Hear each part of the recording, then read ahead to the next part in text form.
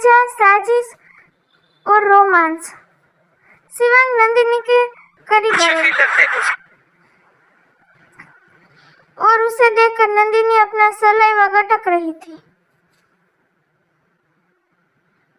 वो पीछे वॉल से लग गई। शिवांग उसके और करीब आया और उसे देखते हुए बोला, ओह मिसेस शिवांग सिंह रजावत डर रही है। फिर वो गुस्से से बोला, नाटक बंद करो, दिखावा कर रही हो, तुम हमसे डरती हो। अगर डरती ना तो तुम्हारी हिम्मत नहीं होती भागने की, हमसे दूर जाने की। सोचा कैसे तुमने हमसे दूर जाओगी? नंदिनी अपनी हकलाती हुई आवाज में बोली, वो प्लीज। नंदिनी बोल ही रही थी कि तभी शिवांग ने उसे अपनी बाहों में उठा लिया और बोला, शांत, बिल्कुल शांत, घर जा रहे हैं। इतना बोलकर वो आया और नंदिनी को जिप्सी में अपनी गोद में लेकर बैठ गया और फिर उसने राणा जी को कुछ इशारा किया। शिवांग का इशारा देखकर प्रभात को जिप्सी से बांध दिया गया। ये देखकर नंदिनी शिवांग की गोद से उतरने लगी तो शिवांग ने उसकी कमर पे हाथ रखा और उसे अपनी तरफ खींचते हुए बोला, अब बस, बहुत दूर रह ली बीवी तुम हमसे। अब नहीं, कल रात भर बिस्तर पे हम अकेले थे, तड़प रहे थे तुम्हारे लिए। अब एक पल के लिए तुमसे दूर नहीं रहेंगे। ये सुनकर नंदिनी घबरा कर बोली, वो प्रभात जी को चोट लग सकती है, अब तो पूछो मत। शिवांग ने एक नजर नंदिनी को देखा और फिर राणा जी से बोला, राणा जी जरा कच्चे रास्ते से जिप्सी ले चले, प्रभात जी को चोट लग सकती है और हम तो पत्थर है, हमारी तो किसी को फिक्र नहीं है। ये सुनकर नंदिनी और डर गई। अब उसे समझ आ रहा था कि प्रभात को बचाने के चक्कर में उसे प्रभात को और खतरे में डाल दिया है। फिर क्या था, राणा जी जोर से जिप्सी चलाते हुए ले जाने लगे और शिवांग नंदिनी की कमर पे हाथ रखकर उसकी कमर को सहलाए जा रहा था। और रास्ता पूरा होने की वजह से प्रभात की हालत बहुत खराब हो रही थी। वो घसीटा जा रहा था जिप्सी के साथ बांधकर। वहीं रजावत पैलेस। इधर महिमा जी, सुमित्रा जी महागुरु के पास से आ गई थी और सबके चेहरे पे टेंशन के भाव थे। सुमित्रा जी महिमा जी को देखते हुए बोली, शिवांग हमारे घर का एकलौता चिराग है और उसके लिए ऐसी 1000 नंदिनी कुर्बान है महिमा। ये सुनकर महिमा जी ने भी हाँ में सिर हिला दिया और बोली, अगर क्यारा को उसकी लाइफ में लाने के लिए नंदिनी को हटाना जरूरी है तो ठीक है, नंदिनी को मरना होगा। ये सुनकर सुमित्रा जी ने भी हाँ में सिर हिला दिया और तभी बाहर जिप्सी रुकने की आवाज आई। सबने भाग के देखा तो शिवांग नंदिनी को अपने साथ लेकर आया और बिना किसी को देखे नंदिनी को लेकर रूम में चला गया। ये देखकर महिमा जी परेशान हो गई। कैसे दीदी, कैसे दूर करेंगे हम शिव को नंदिनी से? देख रही है ना आप, ऐसा लग रहा है कि अगर वो नहीं रहेगी तो सांसें नहीं लेगा, हर वक्त नंदिनी नंदिनी। और मैंने सुना है कि उसने बाजीगर और चीसों को भी बुलाया है। ये सुनकर सुमित्रा जी और परेशान हो गई और महिमा जी को देखते हुए बोली, महिमा फिर और जल्दी हमें अपना काम करना होगा, क्योंकि एक बार चीसो और बाजीगर आ गए तो फिर हमारे लिए ये करना बहुत मुश्किल हो जाएगा। ये सुनकर महिमा जी भी परेशान हो गई। इधर राणा जी और भैरव प्रभात को ले जा रहे थे कि तभी प्रभात के पापा आ गए और वो राणा जी के सामने घुटने के बल बैठकर बोले, प्लीज अब से ये कुछ नहीं करेगा, प्लीज मेरे बेटे को छोड़ दीजिए।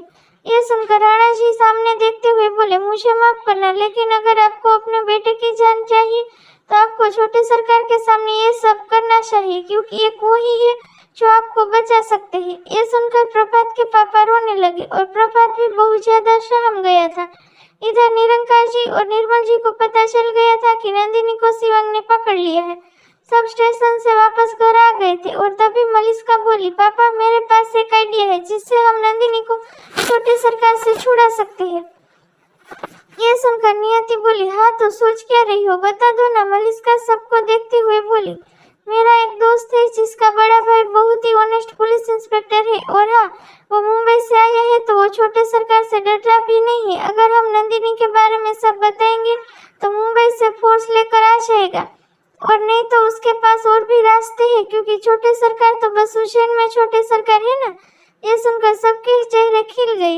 इधर शिवांग नंदिनी को रूम में ले आया और उसे बेड पे पटक कर रूम का लॉक कर दिया और अपनी शर्ट उतारने लगा। ये देखकर नंदिनी बेड पे पीछे होते हुए बोली, क्या कर रही है आप? ये सुनकर शिवांग ने अपनी शर्ट उतार के फेंक दी और नंदिनी के ऊपर झुककर उसके चेहरे को कस के पकड़कर बोला, क्यों तुम्हें नहीं पता कि हम क्या कर रहे हैं?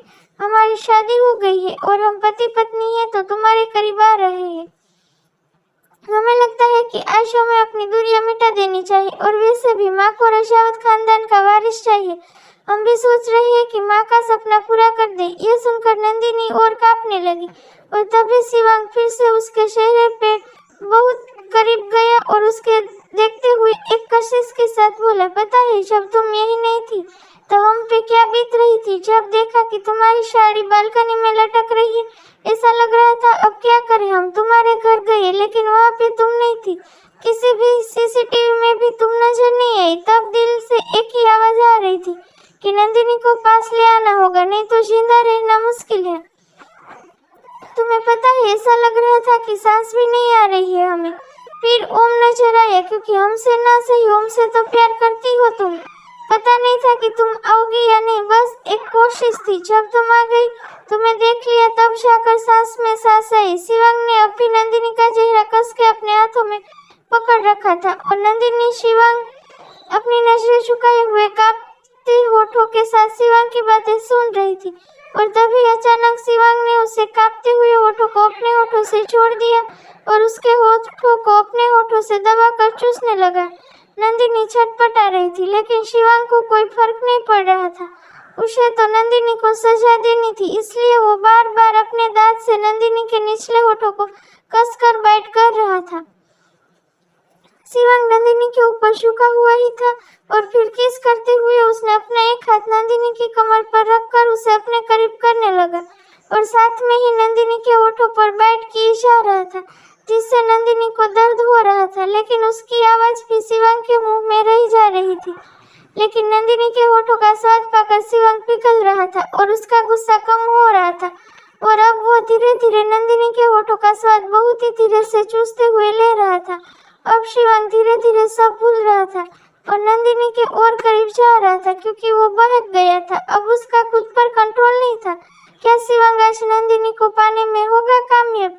क्या करने वाली है महिमा जी और सुमित्रा जी नंदिनी के साथ? जानने के लिए सुनते रहिए बर्निंग फॉर यू।